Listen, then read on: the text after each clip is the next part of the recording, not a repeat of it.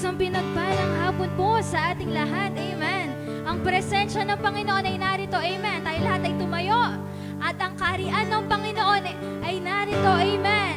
Amen. At tunay nga na sa presensya ng Panginoon, ang provisyon ay naroon. Ang kapayapaan at ang kagalakan at ang pagpapala ay naroon. Amen. Amen. Handa na ba tayo magdeklara sa sinabi ng Diyos na aangat at sasagana ang buhay natin? Amen. Hallelujah.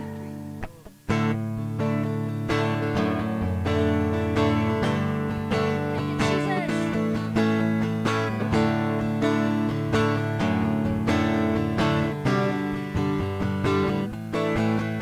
Sinabi ng Diyos, aangat ang buhay ko. Come on.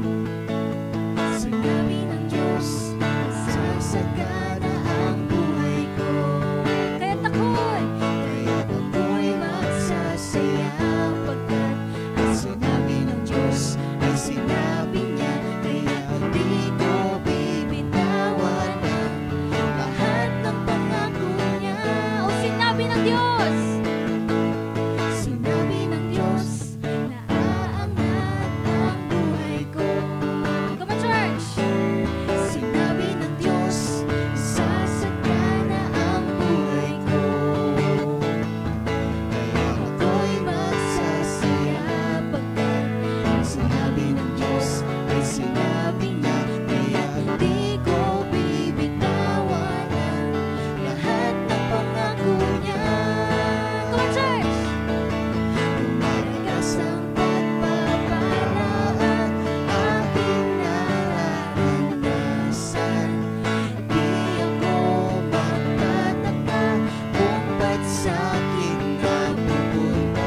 Lumalaga, paluran, di masilangan saan man magpunta. Lumalagas ang pagpapala at aking natanggap na. O deklarahan mo yung kapatid. Sinabi ng Diyos na aangat ang buhay ko. Always say. Sinabi ng Diyos na sasagana ang buhay ko. O kaya't ako'y magsasaya. Kaya't ako'y magsasaya pagkat ang sinabi ng Diyos ay sinabi niya. Kaya di ko bibitawan ang lahat ng pangako niya. O sinabi ng Diyos. Sinabi ng Diyos na aangat ang buhay ko. Sinabi ng Diyos, sasagana ang buhay ko. Kaya ako'y magsasaya pagkat ang sinabi ng Diyos ay sinabi niya. Kaya di ko bibitawan ang lahat ng pangako niya. O rumaragasan. Lumalagas ang pagpapala ang aking nararanasan. Di ako magtataka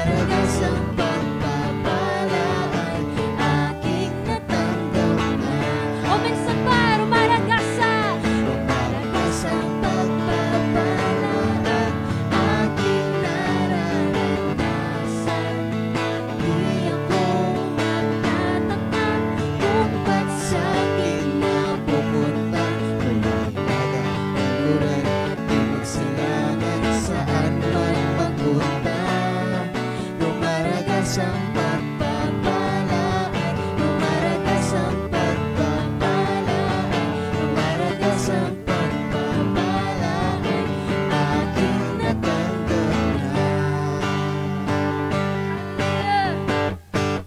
Thank you, Jesus. Hallelujah.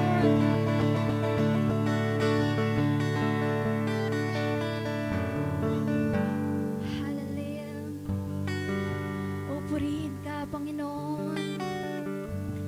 Sambahin ang ngalan mo. O sambahin ang ngalan mo.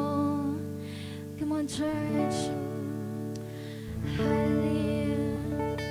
Oh, salamat, Banal na Espiritu, sa iyong presensya. Hallelujah. Oh, Holy Spirit, saturate this place. Saturate this place, oh God. Hallelujah. Oh, tunay nga, oh God, na wala kang katulad, na wala nang hihigit sa'yo, Panginoon, at hindi ka nagbabago, Panginoon, sa aming mga buhay. Salamat, Lord, sa iyong katapatan. Hallelujah.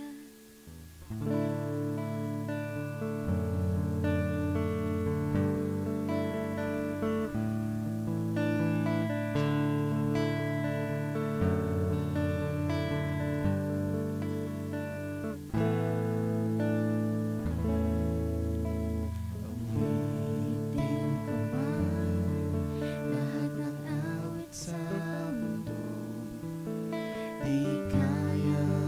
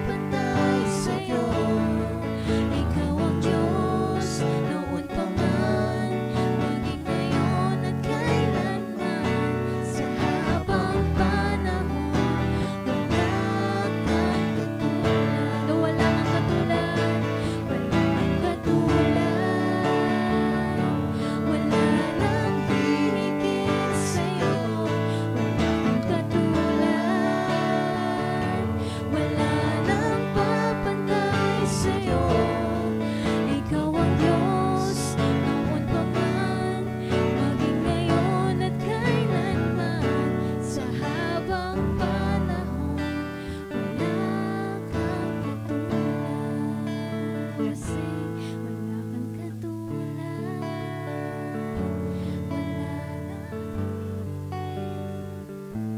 Wala kang katulad. Wala nang papantay sa'yo. Ikaw ang Diyos, noon pa man, maging ngayon at kailanman. Sa habang panahon, wala kang katulad. Kuminsan ba'y wala kang katulad? Wala nang hihigit sa'yo. Wala kang katulad. Wala nang papantay sa'yo. Ikaw ang Diyos, noon pa man, maging ngayon at kailanman. Sa habang panahon, wala kang katulad. Sa habang panahon,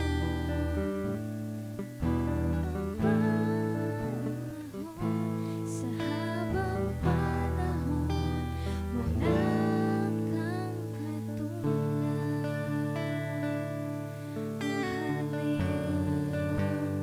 O sa habang panahon, Panginoon, wala kang katulad, Panginoon. O wala nang papantay sa'yo, wala nang hihigit sa'yo, Panginoon. Hallelujah.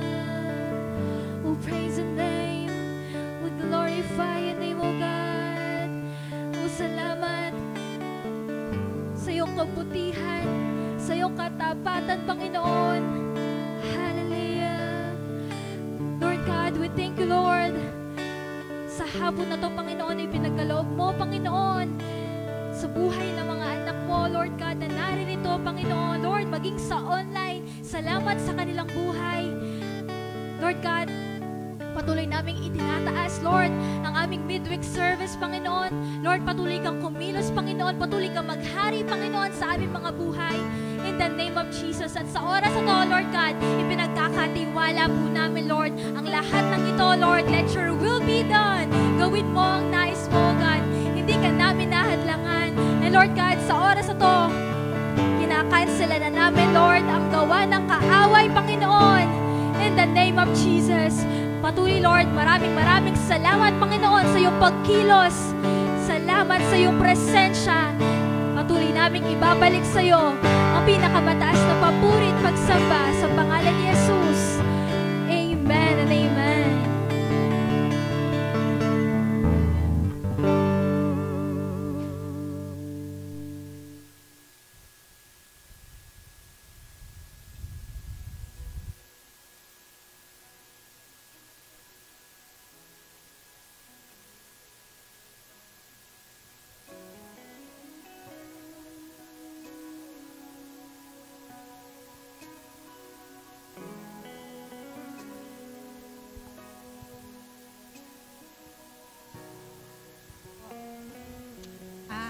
Sige po.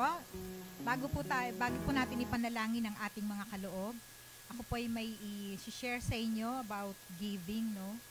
Sabi po dito, no, sa 2 Corinthians chapter 8 verse 11 to 12. Sabi po dito, magbigay kayo ayon sa inyong makakaya, sapagkat kung may hangaring magbigay, tatanggapin ng Diyos ang inyong kaloob ayon sa inyong makakaya at hindi ayon sa hindi ninyo kaya. So makikita po natin dito, no, na ang Panginoon hindi po siya kumbaga kung ano yung kaya natin na ibigay, no, tatanggapin yon ng Panginoon. Amen po ba?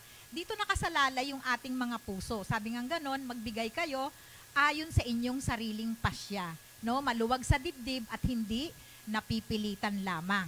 So kung babasahin po natin ang buong chapter po ng verse 8, makikita po natin dito yung generosity ng Macedonian Church sa kanilang pagtulong. Although nakaranas sila ng kahirapan, no, na naging pagsubok sa kanila, pero nandoon yung design nila na magbigay, tumulong, yung pagkakawang gawa, which is talagang, kumbaga kinomend sila ni Paul sa kanilang nais na magtumulong sa mga nangangailangan, no? Sabi din po dito na Kung kayo naman, sabi dito, sa verse 14, ang ibig ko ay matulungan ninyo ang isa't isa.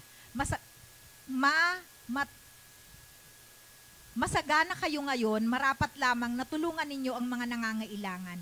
Kung kayo naman ang mangangailangan at sila'y sumagana, sila naman ang tutulong sa inyo. Sa gayon, magkakapantay-pantay ang kalagayan ninyo. Tulad ng nasusulat, ang kumuha ng marami ay hindi lumabis at ang kumuha ng kaunti ay hindi naman kinulang. So, proportion po. So, halimbawa po, nangailangan kayo, di ba? Tinulungan kayo. And then, kung sila naman yung nangailangan, tinulungan mo rin. So sabi nga, yung kumuha ng konti, hindi nagkulang. Pero yung kumuha din ng madami, hindi rin sumobra. Kasi give and take. Amen po ba? So sa ang Panginoon, nais ng Panginoon na patuloy tayong sumagana sa pagkakawang gawa. Hindi lamang, dahil nga po, kung tayo po bilang mga mananampalataya, talagang ibinigay natin ng buong-buo ang ating mga buhay sa Panginoon, no, hindi magiging issue sa atin yung pagbibigay. Amen po ba? Sabi nga, hindi tayo pwedeng magbigay nang wala tayo. Kung wala tayong pag-ibig, hindi tayo makakapagbigay. Amen po ba?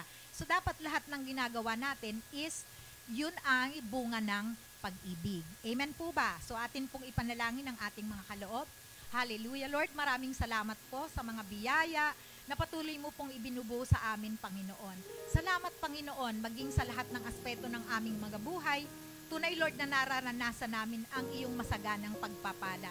Kaya, O Diyos, sa hapong ito, hayaan nga po, Panginoon, na maibalik namin sa inyo ay sa pamamagitan, Panginoon, ng aming ding pagkakaloob na nagpapakita, Panginoon, ng aming pag-honor sa iyo. Salamat, Panginoon, sapagkat ikaw yung Diyos na hindi nagbabago, sa katapatan, Panginoon, noon, ngayon at kailanman, ikaw pa rin yung Diyos na katapat sa bawat isa sa amin. Lord, dinideklarasyon namin ang mga kamay, Panginoon, na nagkaloob sa hapong ito. Dinideklarasyon namin, Panginoon, prosperity. We declare, Lord God, blessings upon blessings, Panginoon, and the shalom be upon them in the mighty name of Jesus. We love you, we glorify you. In Jesus' mighty name we pray. Amen and amen.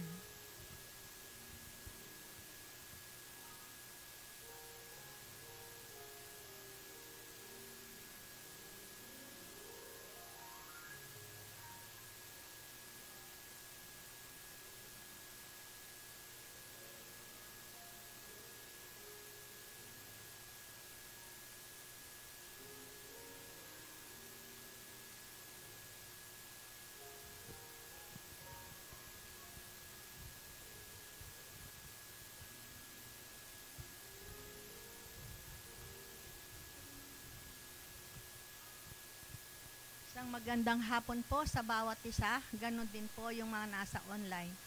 Sa oras na ito, manalangin po tayo. O Diyos, maraming salamat sa oras pong ito. O Diyos, patuloy mo kaming gabayan sa aming pag-aaral ng iyong salita, Panginoon. At patuloy, Panginoon, dinedeklara po namin, the kingdom of heaven is at hand. The presence of God is here. Hallelujah. At patuloy mo kaming samahan, banal na Espiritu, hanggang kami po ay matapos. Ngayon pa lang po, dinedeklara na namin, Panginoon, ang katagumpayan ng service na ito at sa pakikinig ng iyong salita. Salamat po, Ama, sa ipong kapurihan, kapasalamatan, sa pangalan ni Jesus. Amen. So, ang ating pong mensahe ngayon ay patungkol sa kapayapahan. Sikreto kung paano natin maranasan ng tunay na kapayapahan. Amen? So, dito sabi niya, sa John 14:27 po ang ating teksto, Jesus is the source of peace. Amen? Ang Panginoon Jesus ang pinaka-source ng lahat ng bagay. Amen? Without a relationship sa ating Panginoong Jesus, there will be no peace in our life. Totoo po ba yun? Amen? Dahil yung worries and fear will take place if we are living for ourselves. Amen. We will only have this peace in Christ alone. Amen po. So, ano ba ang binigay ng ating Panginoon nung mapako siya sa krus ng Kalbaryo? Amen. Jesus gave us the peace of the cross. Amen. Rather than the peace of the crown. What the world gives is a short-lived only, no? isang maiksing kapayapahan lamang. Amen? But sa Panginoon ay lifelong peace. Amen po. So dito, ang sabi niya dito, kailangan natin, paano natin ma-experience ang tunay na kapayapahan. So, meron po tayong 7 dito, sikreto kung paano tayo paano natin maranasan ang tunay na kapayapahan. Amen. Number 1, be understanding of the situation of others. Amen. Kailangan maintindihan po natin lagi ang sitwasyon ng mga ibang tao. Amen po. Dito, kaya tayo, sabi niya, minsan, we attempt to understand, we do attempt to understand the situation of people so that we can forgive them. Sapagkat kung hindi natin naunawahan ang sitwasyon ng mga tao na sa ating paligid, lalo na yung gumawa ng hindi maganda sa atin, yung mga nanakit sa ating kalooban, hindi natin agad-agad yan mapapatawad kung hindi natin naiintindihan ang kanilang mga sitwasyon. Amen? Kasi kung minsan may sitwasyon na nandun, ang tao yung parang naguguluhan, parang nag-aalala, no? Kaya kung minsan, yung kanilang mga ugali ay iba. Amen? Yung parang laging aburido sa buhay. Amen? Aburido. Amen? So dito sabi niya, meron tayong gawin na dalawa upang tayo, sabi niya, there are 2 ways kung paano natin ma-forgive agad itong mga taong ito. Amen. Number 1, let us not be quick to judge. Amen. Huwag natin kaagad na i-judge ang tao. Amen. Pangalawa, let us put ourselves in their situation. Amen. Kasi hindi mo maintindihan, madali nating sabihin, kaya mo yan, ganyan, di ba? O kung minsan naggagalit tayo sa tao, pero dahil hindi natin naiintindihan, kaya sabi nga, put your shoes on his shoes. Amen. Kasi kung hindi natin maintindihan, kung hindi natin ilagay ang ating sarili sa sitwasyon ng tao, talagang hindi mo maintindihan ng lubusan. Amen? But kapag naipasok mo yung sarili mo sa sarili niyang sitwasyon, doon maintindihan mo siya patuloy na talagang maintindihan mo. Amen? Kung ano yung pangyayari, bakit siya ganoon. Amen? So dito, we become angry so easily at our neighbor because we do not give space to understanding their circumstances. Amen? So number 2, be generous to those who are in need. Amen? Sabi niya, give as much as you can. The reason why there is no peace in the world is because love dictates it. You give the most beautiful, the most valuable. Amen. Let us do it. Give more than what is expected. And if we would give, let us do it now. Amen. Kaya bakit nangyayari po itong mga bagay na to lalo na sa panahon ngayon? Amen. Kung minsan nagdidikta ang kapangyarihan, kung minsan nagdidikta ang pera. Amen. Kaya sa pamamagitan ng mga yung bang naano sila sa kanilang sitwasyon, minsan nangyayari nagiging gahaman ang tao. Amen. Gahaman sa kapangyarihan, gahaman sa pera. Amen. Kaya nangyayari kung minsan yung mga maliliit, lalong lumiliit ang sitwasyon nila. Yung mga yumayaman, lalo silang yumayaman sa panahon ngayon. Amen? Ganyan ang mundo ngayon. So kung ganyan ang sitwasyon ng mundo, paano tayo magkakaroon ng kapayapahan? Amen? Kasi sabi niya, kung ikaw ay talagang maka-Diyos, no, naiintindihan mo, bakit ka binless ng ating Panginoon? Amen? Bakit ka linagay ng Diyos sa sitwasyon mong yan? Dahil linagay ka dyan, upang kung yaman yan ay maipa-share mo sa mga wala, sa mga nangangailangan. Kasi kung minsan, alam mo, meron, pag umano ang tao, wala. Di ba? Pero ang totoo niyan, meron sila. O, di ba? Kaya nga nangyayari kung minsan ang tao, kapag minsan nangyayari yun na, alam niya, meron siya. Tapos, sasabihin sa'yo, wala. Anong mararamdaman ng tao, di ba? Parang lalong nadadown. Amen? Kung naman sa mga sa politician, amen, alam po natin kung anong nangyayari ngayon, nagkakagulo na. Amen? Dahil sa kapangyarihan, dahil sa pakikialam. Amen? Dahil sa kagahaman, sa kapangyarihan, kagahaman sa kayaman. Amen? Imbes na ang mga taong sinasakupan nila ay mananagana, ang nangyayari ay sila naman ang nananagana at lalong nakakaawa ang mga sinasakupan nila. Kasi ang kapangyarihan nasa kanila. So magagawa nila lahat kung anong gusto nila. Amen? So kung ikaw ay nasa maliit lang, anong laban mo dun sa malaki? Amen? Pero tayo, kapag tayo nasa Panginoon, walang malaki para sa atin. Tayo'y pantay-pantay. Mapantayan mo kahit mayaman pa yan. Amen? Pero hindi yung wala ka sa Panginoon, tapos ganun ang sitwasyon ng kapaligiran mo. Ang tingin mo sa sarili mo, parang gusto mo na lumubog. Amen? Amen? Kaya, ang nakakaano doon, ay hindi alam, hindi alam ng gumagawa ng ganon, na ang pera, ng kayamanan, ng kapangyarihan na hawak nila ay hindi mananatili. Amen? Ang tanong doon, paano na kung wala na sila sa kapangyarihan? Amen? Yung bang kanilang kayamanan na hindi nauubos yan? Diba? Lalo na yung pera. Ano sabi ng Panginoon? Ang pera ay nawawala sa mga bagay hindi mo inaasahan na pangyayari sa iyong buhay. Amen. Kaya paano mo yan yung pera?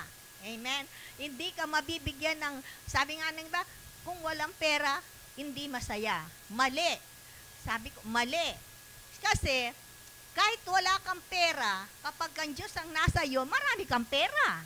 Amen. Kasi nga, ang lahat ng bagay ay nagmumula sa ating Panginoon. At ikaw, anak ng Diyos. O, paano ka mawawala nun? Amen?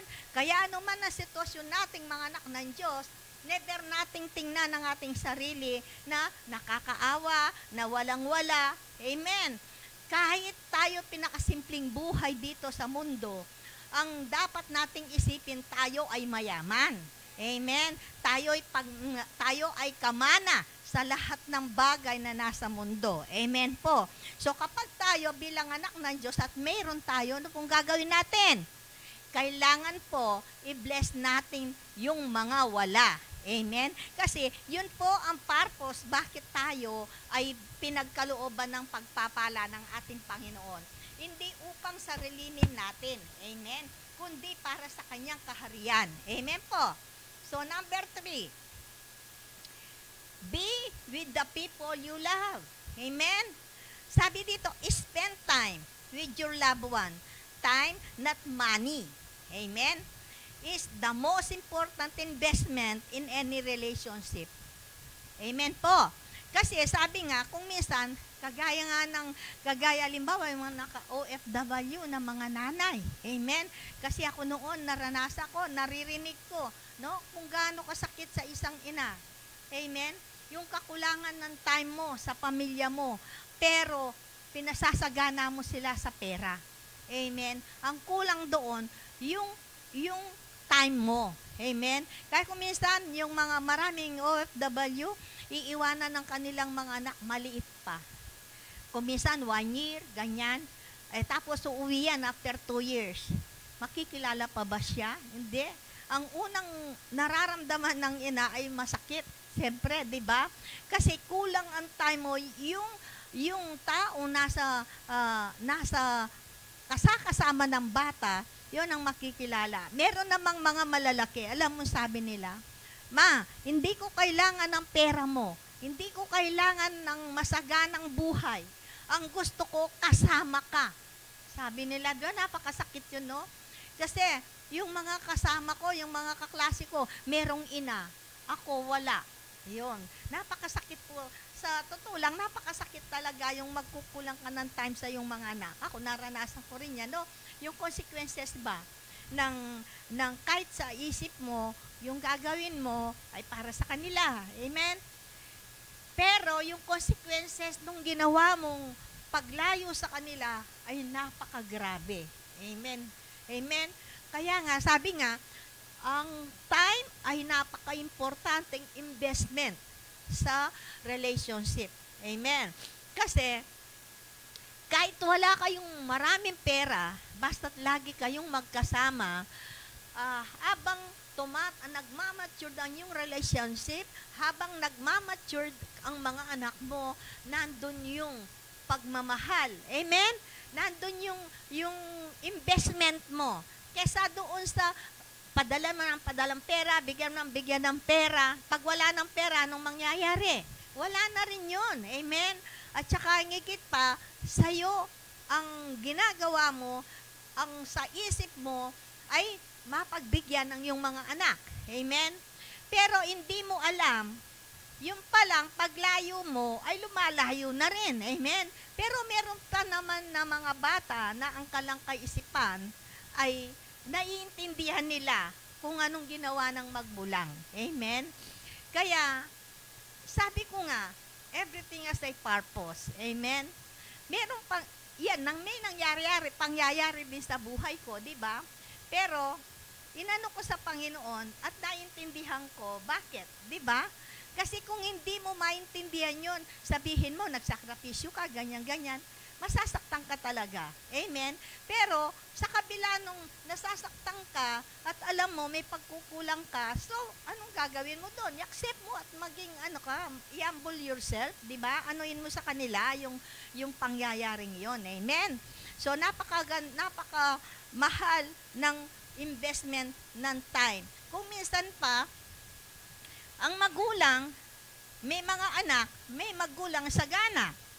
Pero natitiis nila yung kanilang mga magulang na naghihirap. Amen? Ngayon, habang nabubuhay yan, ganun ang kanilang pakita. Pag ngayon, may sakit na yan, hindi na naiintindihan sinasabi mo. Hindi na nalalasaan yung mga pagkain na masarap na binibigay mo. Anong kwenta pa nun? Amen? At pagkatapos, pag namatay, kung ano-anong magagandang bagay, kahit isakay mo sa puro ginto na karawahe, ang magulang mo, wala na, sa mundo na lang yon. Amen? Kaya importante doon, time is very important na ibigay mo sa mga taong mahal mo. Amen? Yung time na yon, pag lumipas na, ay hindi mo na maibabalik pa. Amen? Kaya hangga't buhay, hangga't malakas yung mga taong malapit, lalo na yung magulang, kailangan nating mahalin. Amen? Kailangan nating intindihin kung minsan yun. Isa pang bagay yun na ang anak ay nagagalit sa magulang. Dahil halimbawa, yung matandang-matanda na, di ba? Hindi na lang inisip nung sila ay mga bata. Amen? Walang reklamo ng ina, kahit hindi matutulog yan, babantayan yung anak. Amen? Pero pag halimbawa, yung magulang na, ang nandun na sa sitwasyon na hindi na kaya, ang gagawin nila, minsan, binibigyan pa ng sakit ng loob. Minsan, hindi pa pinapansin yan. Pero pag nagkasakit yan, o pag namatay yan, kunwari, akala mo, mahal na mahal nila. Amen? O, inaano nila sarili nila. Linoloko lang nila ang sarili nila.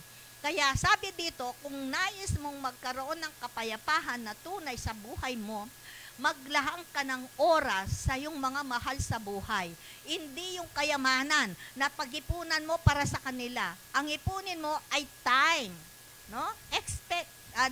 Maglahang ka ng oras para sa kanila. Amen. So sabi dito, sabi nga rito, the rich have 24 hours. So do the poor. If there is one thing that we must always find time for, it should be our relationship with others, especially our family. Amen. So dito sabi niya, number 4, be open to God, bring Him your question, even your doubts. Amen? Ang sabi dito, kung alimbawa meron tayong mga pagsubok, meron tayong mga problema, takot tayo na sabihin sa Panginoon. Amen? Kasi minsan, nauuna sa atin yung tayo'y nagkamali. Amen?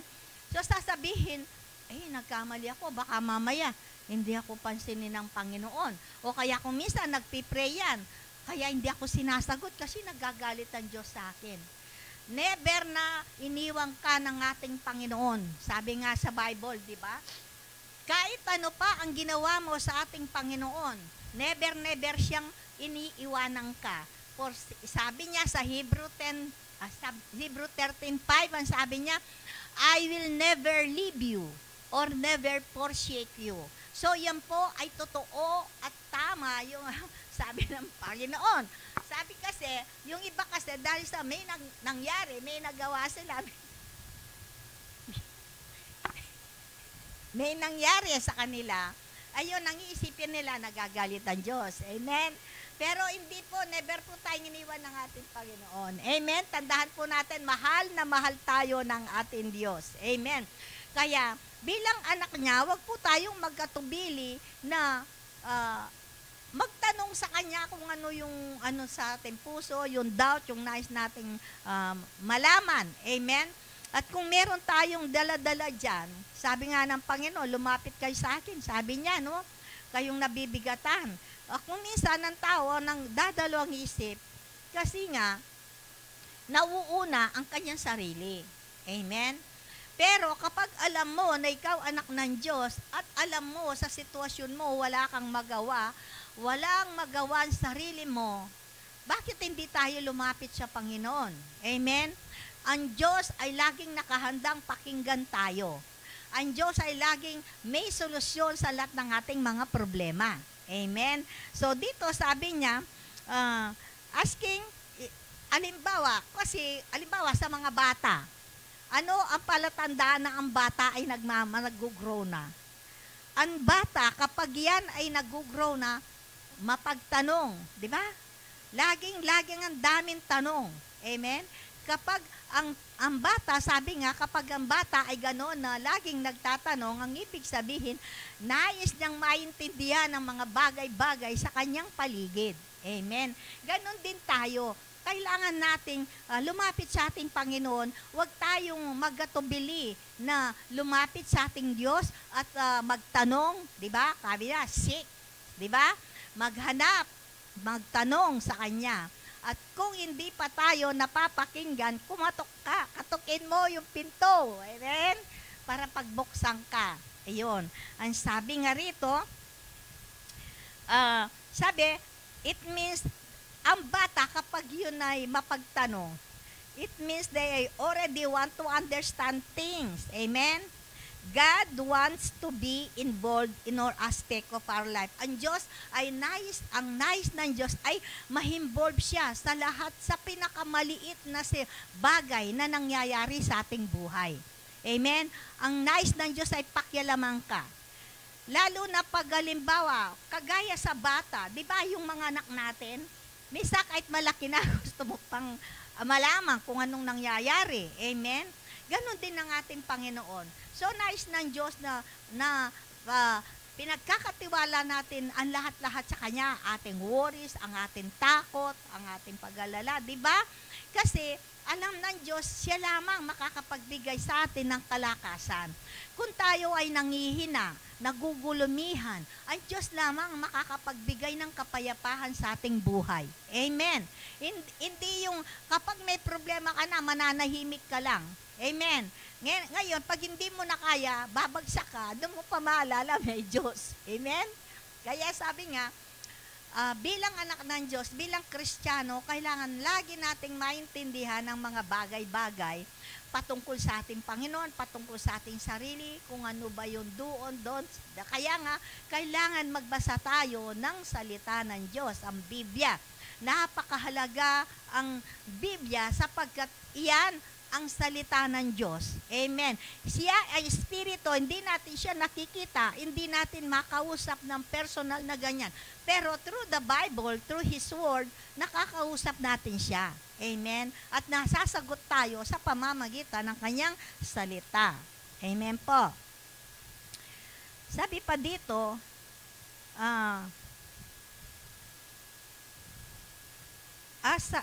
but sabi dito, sa ating buhay, sabi niya, the more we have kailangan niyang magkaroon daw tayo ng open, wider, no? Yung ating mind, maging wider, amen, to God about our life. The more we will feel His strength and peace. Kapag tayo ay laging lumalapit sa ating Panginoon. Amen. Kapag tayo bukas ang ating isip para sa Kanya at nanuman lahat ng problema ay sasabihin natin, bibigyan tayo ng Panginoon ng kalakasan. Amen. At kapayapahan. Imbes na mag-alala ka hanggang sa may stress ka. Amen.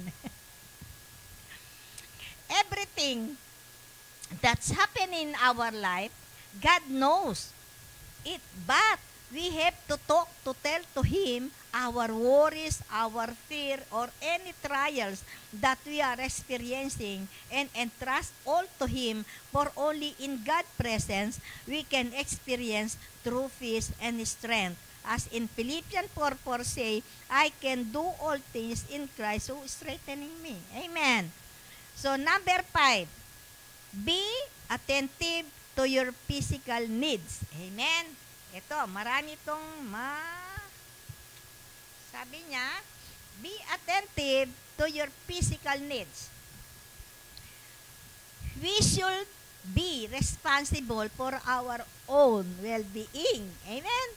Kailangan ingatan natin ang ating sarili. Huwag kayo sabi dito, we have to take care of ourselves by addressing our physical requirements. Amen. For good physical conditioning, we need to make our physical appearance neat. Amen. Eat the right kind of food. Amen. Get enough sleep or rest. Exercise regularly. And have fun. Don't get too much distressed when things went wrong and not the things we want to happen.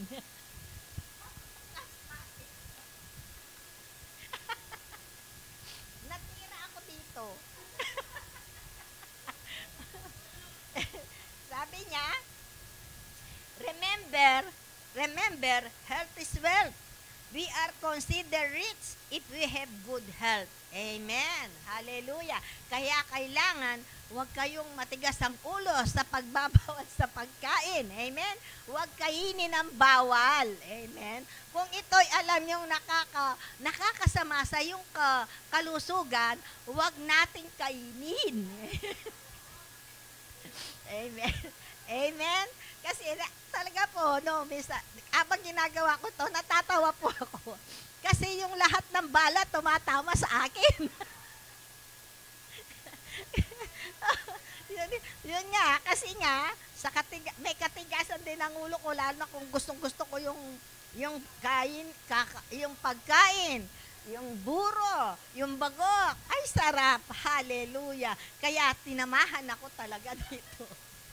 Amen. Number 6, be committed to what you do. Give your best, sabi niya, and your full attention to anything you are doing. No? Kung minsan, wala tayo sa sarili, may ginagawa ka, hindi mo maintindihan. Amen. Kaya sabi niya, committed to what you do. Kung anong ginagawa mo, kailangan attentive ka. Amen? Para sa ganon, di ka maliligaw. Para sa ganon, hindi ka magugulumihan. Amen. Sabi dito, mediocrity has no place in the kingdom of God. Amen. Doing just enough to move along is not worthy of God. Everything we do must be worth offering to the Lord. Amen. Colossians 3:23 say, whatever you do, work heartily as for the Lord and not for men. Amen. Huwag tayong gagawa ng mga bagay para sa mundo. Kailangan lahat ng ginagawa natin ay para sa Panginoon. Amen. Sa pating Panginoon. Dahil siya ang may karapatan na honor, i-respect. Amen. Hindi sa tao. Hindi, wag nating ibigay yung ating glory sa tao. Amen. Sapagkat sa Panginoon lamang yon, sa Panginoon lamang. Amen. So dito sabi niya, matatapos na ako. Be trusting of God. Number 7. Amen? Be trusting of God. Sabi dito, put your whole trust in Him. Kailangan buong buo. Hindi hap-hap-hap. Buo ang kailangan nating ibigay na pagtitiwala sa ating Panginoon. Only to God can we entrust our life today, our life tomorrow, and our life in eternity. If this assurance is in you, you will experience true peace. Amen. This thought become part of who we are. We may experience the true peace and never ending. Amen. Kapayapahan na walang hanggan. Amen po. So, yun po ang mga dapat nating gawin. Amen? Para tayo ay lubos na magkaroon ng kapayapahan. Sabi dito, very important din na magkaroon ng kapayapahan na having unity in the Spirit. Amen? Our spiritual connection unites us unto one faith and one family, and that produces peace and joy in God's presence. Amen. Ephesians 4:3, ang sabi, pagsakitan ninyong ingatan ang pakikipag-isa sa Espiritu na tali ng kapayapahan. Sa English, endeavoring to keep the unity of the Spirit in the bond of peace. Amen po. Sa 2 Thessalonians 3:16, Thessalonians 3:16, sabi, now may the Lord of peace Himself give you peace at all time. Amen? In every way. The Lord be with you. Sa Isaiah 26:3, ang sabi dito, you keep him in perfect peace whose mind is stayed on you because he trusts in you.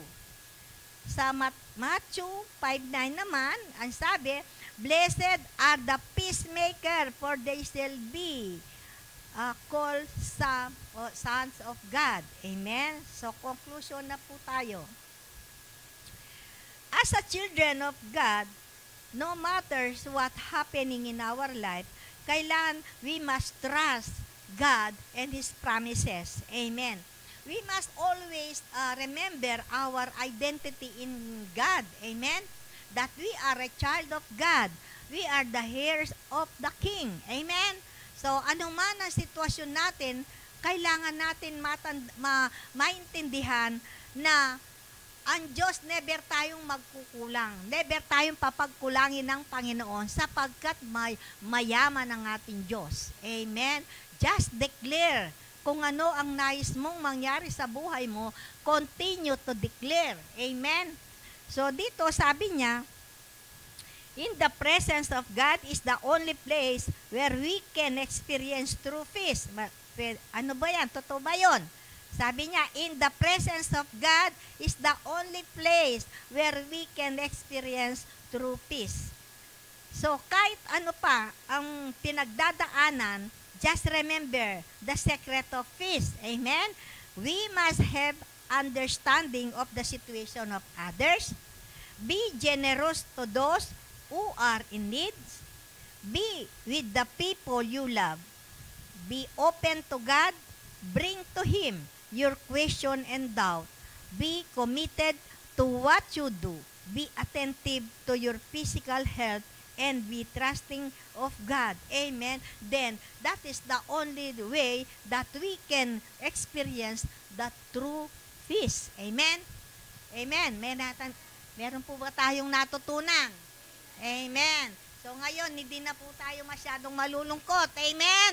Sapagkat tandahan po natin ang ating sa salita ng Diyos na ito. Amen. Ang 7 sekreto na kung paano ka maging payapa. Amen. Glory to God. Sige, mag-pray na tayo.